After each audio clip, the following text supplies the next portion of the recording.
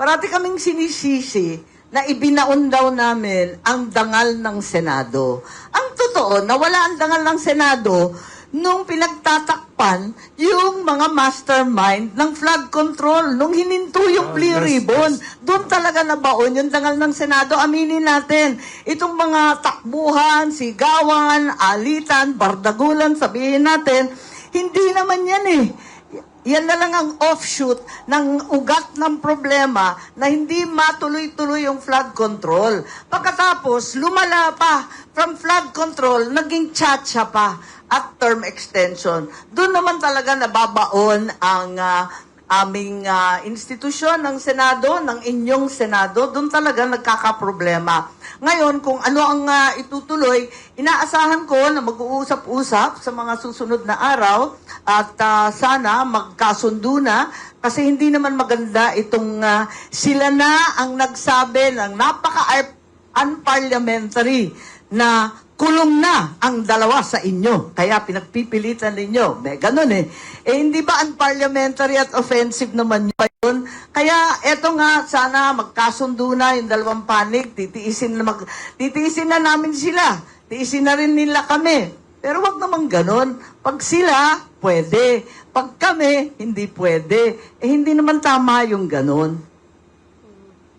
So, magkakaukus pa, hindi ko sigurado, supposed to be bukas, pero parang magkakamiting pa ng bukas ng gabi at magdidesisyon kung anong mangyayari by Friday. So, tignan natin, sana magkasundo na sa lalong madaling panahon dahil para sa akin gusto ko natutukan ng trabaho at lubayan na itong mga issues na pampolitika na hindi naman magdudulot ng karagdagang pagkain, ng gasolinang abot kaya, ng kalusugan para sa lahat.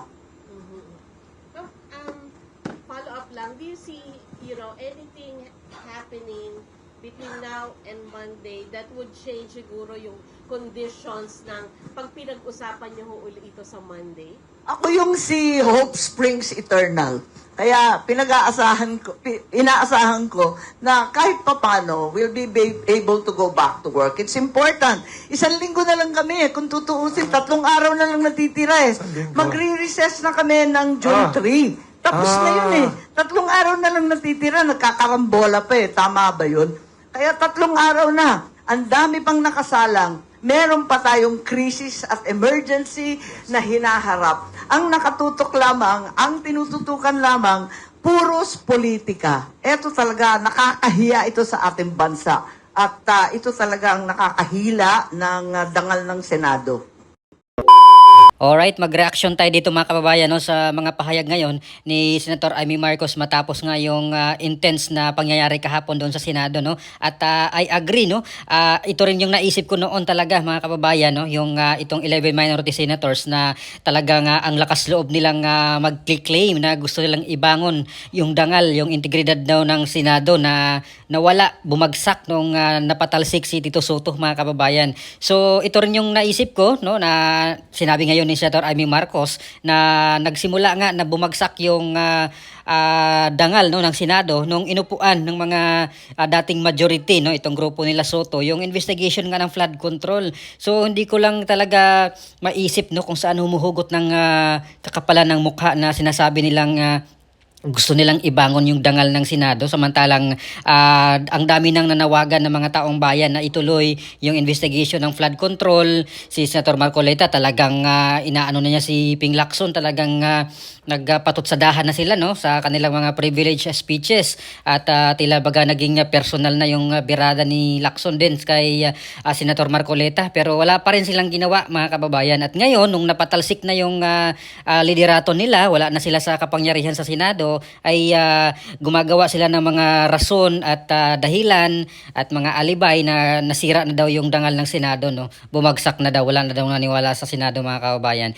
which is nangyari yan sa panahon talaga nila na kung saan inuupuan nga nila at sinabi nga, hayagan na lang sinabi na may pinagtatakpan no itong dating majority ng Senado no sa pamumuno ng kailang Senate President na si Tito Soto, si Ping Lacson na Senate Blue Ribbon Committee Chairman at Senate President pro tempore pa. So malinaw naman kahit sa ordinaryong Pilipino katulad ko, talagang maiisip ko yan na bakit hindi magawa-gawa ni Lacson na ituloy yung investigation, no? Kasi nandoon na nagsimula na ang dami ng mga pangalan na lumalabas, ang lalaki ng mga pangalan na mga politiko na pinangalanan, plus itong mga revelasyon ng dating mga ex-marines, no, na kung saan mali-malitang pera di umano yung mga pinagde-deliver doon sa mga bahay, doon sa Fords Park, at kung saan-saan pa nag-deliver, na punta pa sa Paway. Ay grabe mga kababayan yung bigat ng aligasyon, pero si Lacson talaga ay parang bulag at bingi, no, na hindi talaga niya pinatawag yung mga taong nagsabi ng gano'n, no. So dapat kung wala talaga silang pinagtatakpan ay dapat ipinatawag na nila, no, imbestigahan yung mga pinagsasabi ng mga taong iyon. Pero imbis na ipatawag or imbestigahan ay kini-question pa nila mga kababayan yung credibility ng mga nagsasabi ng gano'n, no. So doon pa lang talaga makikita natin na may something, no, yung ginagawa nila. So ngayon, the audacity nitong mga 11 minority senators ngayon na sasabihin na gusto nilang iluklok si Win Gatchalian para mabalik yung dangal ng Senado, no. Grabe itong mga senators na ito, no. At syempre, yung mga media ay talagang pinagpapabango yung kanilang mga pangalan, mga kababayan, no, itong mga 11 minority senators ngayon. At naniwala po tayo diyan na yung ginagawa talaga nila na pagtutol dito sa pag-amend ng rules, no, na pwede nang mag-participate itong mga senador na hindi makadalo personally for any reason, no, kasi itong dalawang senador ay may mga kaso na, mga kababayan, at mayroon na nga daw pong warrant of arrest. So ito yung mga dahilan ng minority senators na tutol talaga sila dito, kasi kung nagkataon na allowed, no, na mag-participate sa session, sa voting, itong mga wala doon or hindi makapunta, kagaya po ng dalawang senators na may mga warrant of arrest na daw, no, sabi ni Erwin Tulfo ay makukulong na baka this weekend daw. So, kung nagkataong ngayon na hindi na po nila mapapatalsik, no, si Senate President Alan Peter Cayetano at iluluklok nila itong si Win Gatchalian at wala na namang investigation sa flood control na magaganap, mga kababayan. Yun po yung ating nakikitang senaryo, no, na medyo malapit sa katotohanan. Kaya once matpatanggal nila itong si Senate President Cayetano ay malamang wala na namang flood control corruption investigation sa Blue Ribbon Committee at ibabalik na naman nila si Ping Lacson, no, bilang chairman ng Senate Blue Ribbon Committee, mga kababayan. Kaya kawawa po tayo mga Pilipino at wag po tayong magpadala at maniwala dito sa kanilang mga naratibo ngayon, no, na itong minority senators na nagmistulang anghel or mga anghel daw, kagaya ng mga propaganda ng mga supporters nila. At yung 13 majority senators yung nagmukhang kontrabida, no, yung nagmukhang hindi sumusunod sa rules, mga ganun yung kanilang mga naratibo ngayon. Pinagluluko lang daw yung taong bayan, yung rules daw hindi sinusunod.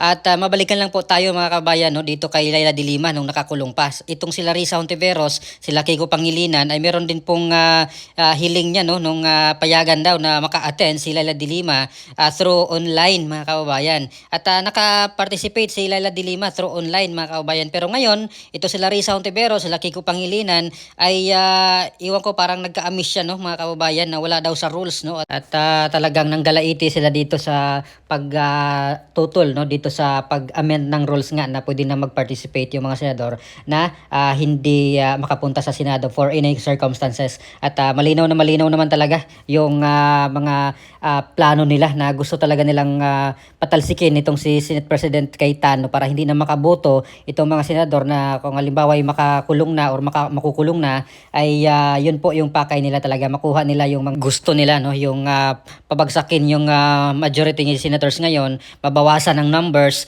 at sila na naman yung mamumuno, sila na naman yung mag-take over dito sa Senado, mga kababayan. At nga na naman tayo, kawawa ang mga Pilipino, hindi na naman mapatawag yung mga kailangan ipatawag na mga personalidad dito sa pag-imbestiga sa flood control corruption, mga kababayan. So papayag po ba kayo, mga kababayan, na mabiti na naman tayo, no, at uupuan na naman nila itong flood control corruption hearing sa Senate Blue Ribbon Committee na ngayon ay may pag-asa na at mukhang ipapatawag na itong mga taong ito na mga key witnesses, mga kababayan. May chance na tayong maimbestigahan ulit no itong malawakang flood control corruption. At dito sa kailang binabalak ngayon itong minority senators na aagawin na naman nila ulit yung Senate presidency at palitan na naman yung Senate Blue Ribbon Committee chairman.